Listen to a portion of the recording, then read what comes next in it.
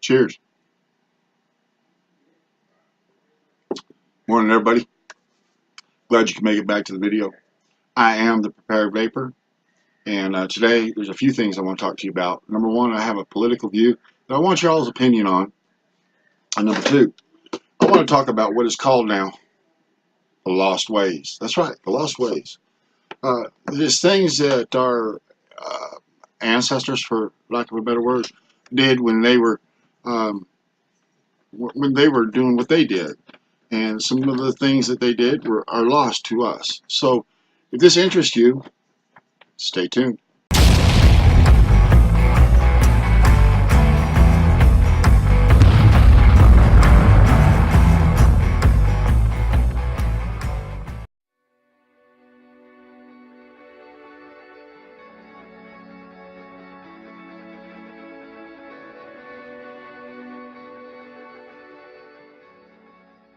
Would impeachment not put all these allegations to the appropriate authority? I think impeachment would be totally horrible. I mean, there's no reason. He didn't collude with the Russians. He didn't obstruct justice. Everything Cohen says has been disproved. You'd only impeach him for political reasons, and the American people would revolt.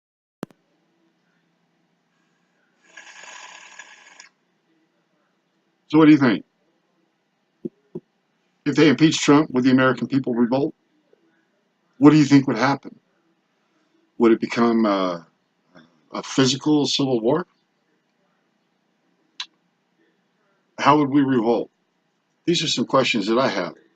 Um, and personally, for me, where I live, I don't think it would come out this far. Um, but I do believe that where I'm at, there would be a trickle-down effect. In other words, okay, for me, if Trump was impeached and the American people revolted in a physical manner, um, a lot of things would happen. Number one, you would get your stores shutting down, okay, which would lead to you not being able to buy your stuff that you need. Number two, a lot of things, other things would shut down, such as your gas stations, your medicals, I think, would shut down, and therefore, under that, uh, a lot of people would be hurt. Not to mention the fact that if it's a physical civil war, it's fought right there in your own yard, and your kids and your grandkids and so on down the line would experience this firsthand. Not only that, but they would be unsafe to even leave the house. So here we have it. Is coming up on midterms, and the Dems want to take the House back over. And you know, the first thing they're going to do if they do that, they're going to impeach Trump. That's what they say. They're going to impeach Trump. So what Rudy Giuliani was saying is, if they did impeach Trump, the Americans will revolt. The question is, how will we revolt? There you go. That's what I wanted your opinion on. So with that, let's move on. Let's go talk about the lost ways.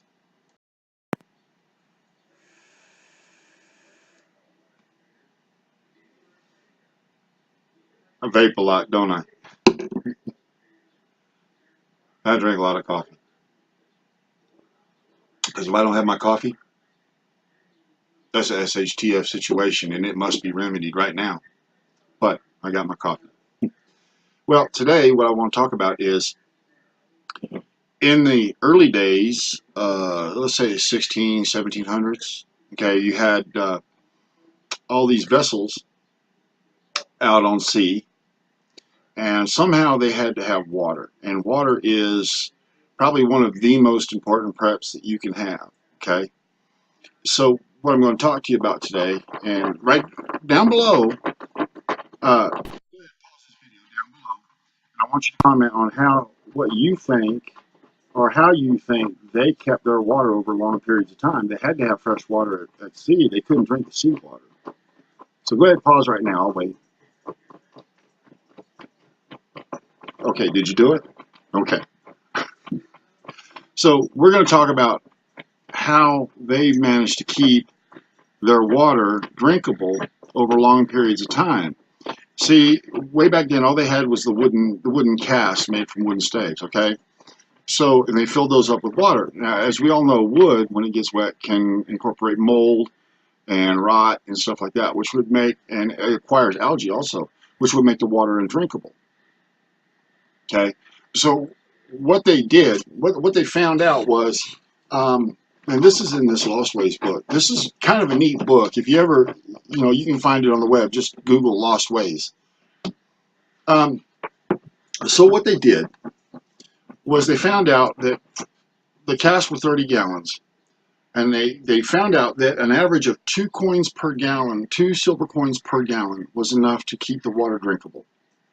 Okay, so that's 60 coins per cask. Now, for you people, for you preppers that are collecting, silver and gold and the precious metals, because cash probably isn't going to have the dollar bill isn't going to have its monetary value. So for you guys that are doing this, it's a good way to hide your money, and also keep some fresh water if you have these wooden casks. Now, modern day, okay, the modern day barrels are probably better, but this is how they did it in the old days. So if you think about it, okay, and I believe that this would come true even in the modern day barrels. And the Morgan dollar is 0.7 grams of pure silver. Okay, that's the Morgan dollar. So that means that your one coin, your one Morgan silver dollar, is enough to purify a half gallon of water. Okay, so that's a lot of silver coins if you're using the modern the Morgan dollar for doing this to your water. How else would they do it? Of course, they would collect rainwater, right? They would find some way to manipulate their sails or whatever when it rains, and they would run it into these casks, okay? And then they would add their silver coins to the cask. Of course, they would rinse out the barrels, the cask or whatever first, and then they would run this rainwater into these barrels. Now, rainwater is a great way to collect water, but rainwater isn't necessarily safe to drink. Now, what I mean by that is when you collect rainwater, it's coming off your roof or whatever, going down through your way that you have it set up to run into your barrels. Okay, it's not necessarily safe. Now, rainwater as a pH balance is the rain drinkable water has a pH balance between 6.8 and 8. With rainwater, if the pH balance is above 8, you probably shouldn't consume it. You'll want to purify it in some way to make it drinkable. Okay, so to collect rainwater, it's a great way to get water. Okay, you could, I believe, you could use the coin method.